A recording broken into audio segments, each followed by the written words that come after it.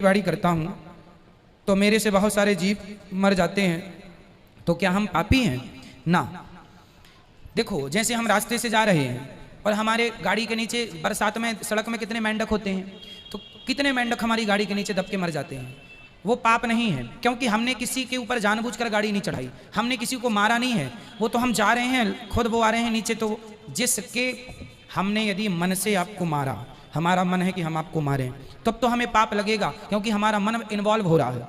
जहाँ पे मन कोई इन्वॉल्व नहीं होता किसी का, उसमें पाप नहीं लगता। जैसे आपने मच्छर मार दिया तो आपका मारने का मन नहीं था, आपने हाथ रखा मर गए, इसमें कोई पाप नहीं लगेगा। किसान खेत में जीव जंतुओं को मारते हैं क्योंकि वो आप जानकर नहीं मार रहे हैं, आप तो अपनी फसल की रक्षा कर रहे हैं और ये आपका धर्म है। इसलिए कीट पतंगों को इस प्रकार यदि आप मारते हैं तो कोई हत्या नहीं है, कोई पाप नहीं है। यदि पाप लगता है तो सूर्य भगवान को जल चढ़ाने से, भगवान का स्मरण करने से पाप से मुक्ति भी मिलती है। ये सामान्य पाप है। 5 प्रकार के पाप सबसे होते हैं। पहला पाप, झाड़ू लगाने में पाप लगता है, क्योंकि झाड़ू से बहुत सारे जीव जंतु, चींटियों के ऊपर झाड़ू चल गई मर जाएगी, तो ये पाप हमने कोई जान के नहीं किया, झाड़ू तो लगानी पड़ेगा, तो ये सामान्य पाप। दूसरा पाप, जैसे चूल्हे पे, आजकल तो गैस का जमाना, पहले कंडे और लकड़ी, ओपले और लकड़ी से रोटियां बनती थी चूल्हे पे, तो उन लकड़ियों में बहुत सारे जीव जंतु होते थे, छोटे छोटे कीट पतंगे, तो वो भी मर जाते थे। तो चूंकि रोटी तो खानी है, इसलिए वो भी कोई पाप नहीं है। 5 प्रकार के पाप हैं जो सुबह शाम भगवान के स्मरण मात्र से नष्ट हो जाते हैं। झाड़ू लगाना, रोटी बनाने में जो भी पाप है, सब्जियां काटने में पाप, आप गोभी,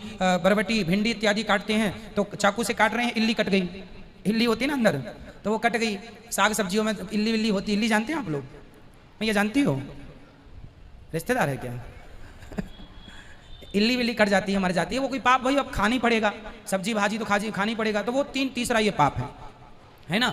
और 2 पाप ऐसे हैं कि हम चल रहे हैं, हमारे पाँव के नीचे कोई जीव जंतु दब के मर गया, वो गाड़ी से दब गया, एक चौथा पाप है। और 5वां पाप, हम नहाते हैं तो पाप होता है। जैसे हमारे सिर में जुए होते हैं, जुए आप लोग मार देते हैं। हमारी माताएं तो बच्चों के जुए लिए ऐसे अंगूठे पर रखी, ये दबा दिया।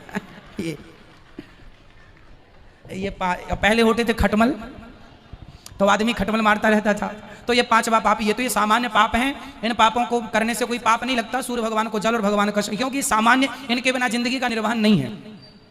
अब हम चलेंगे, नहाएंगे। अब आपको पता है, आपके जो पसीना होता है ना आपका, एक्चुअली वो एक प्रकार का बैक्टीरिया है। बहुत सारे बैक्टीरिया आपके शरीर में पसीने में घुल जाते हैं। आप नहाए तो सारे मर गए, वो भी एक अपराध है। लेकिन वो अपराध क्या करो, करना ही पड़ेगा, नहीं वो मार डालेंगे अपने को। तो इसलिए ये कोई पाप नहीं है, वो करना पड़ेगा, ठीक है, इसलिए इसका कोई दोष नहीं। सुप्रिया झा जी, गुरुजी मेरे ऊपर लोग बहुत बुरा,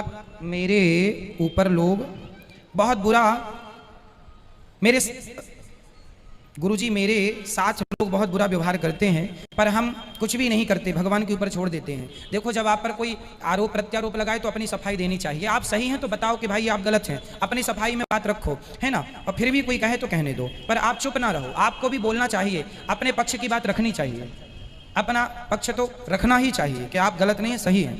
जीत वर्मा जी, गुरुजी मेरा प्रश्न यह है कि हम टीवी में देखते हैं कि उसमें लिखा रहता है कि 108 श्रीमद् भागवत कथा, इस 108 का मतलब क्या होता है? अष्टोत्तर मतलब होता है 108 पोथी पाठ।